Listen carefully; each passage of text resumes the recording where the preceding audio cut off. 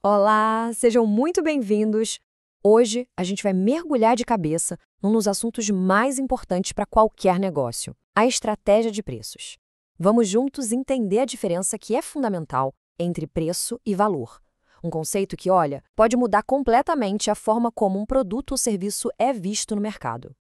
E olha, esse nosso papo de hoje é o ponto de partida de uma série inteira que preparamos, toda baseada nos insights do professor Jacoff. A ideia aqui é explorar esse universo da precificação estratégica. A gente vai usar bastante metáfora, exemplos práticos, tudo para deixar o assunto bem mais claro. Então vamos lá? A gente começa com uma pergunta que parece simples, né? Mas o que, afinal de contas, define um preço? A resposta, garanto, é bem mais complexa do que parece. Será que é só uma questão de matemática, de somar os custos? Ou tem alguma coisa a mais aí, algo que não aparece na planilha?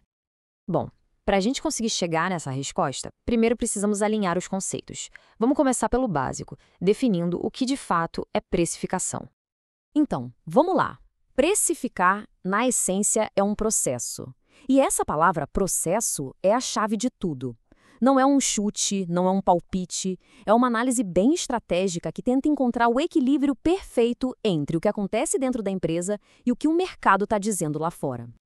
E esse processo todo, ele se apoia em 4 pilares principais. Primeiro, claro, o custo de produção, que é o ponto de partida de tudo. Mas aí entra a concorrência, entra a demanda do mercado e, o que é decisivo, os objetivos estratégicos da própria empresa. Cada um desses fatores tem um peso gigantesco na decisão final do preço. Ok, agora que a gente já tem essa base, chegamos no coração da nossa conversa de hoje.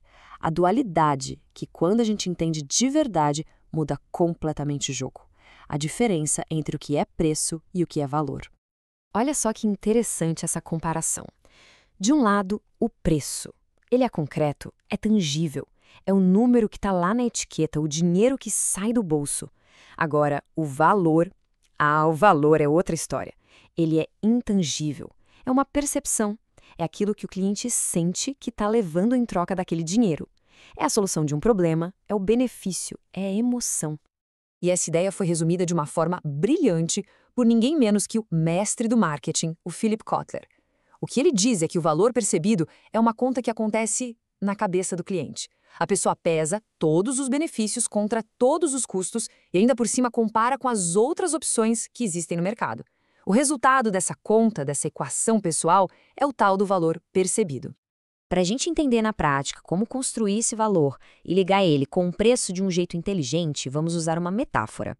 Pense que existem duas lentes, ou dois olhares diferentes. Um olhar para dentro da empresa e um outro olhar para fora, lá para o mercado. Vamos começar com o olhar interno. Esse aqui está focado naquilo que a empresa consegue controlar.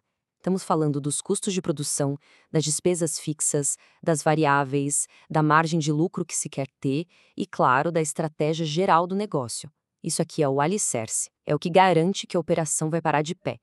Agora, o olhar externo, ele foca naquilo que não controlamos diretamente. A concorrência, que está sempre se mexendo, as variações da demanda, as dores e os desejos do público-alvo e a posição que a marca ocupa na cabeça das pessoas. É exatamente aqui, nesse olhar para fora, que o conceito de valor ganha vida de verdade.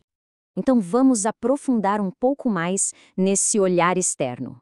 Como é que se pega esse conceito que parece tão abstrato de valor e se transforma ele em algo concreto, algo que possa de fato guiar uma estratégia de preços? Para ilustrar isso, vamos trazer um exemplo prático, direto do agronegócio. A pergunta é fundamental. Quando um produtor rural vai lá e compra um insumo, o que ele está comprando de verdade?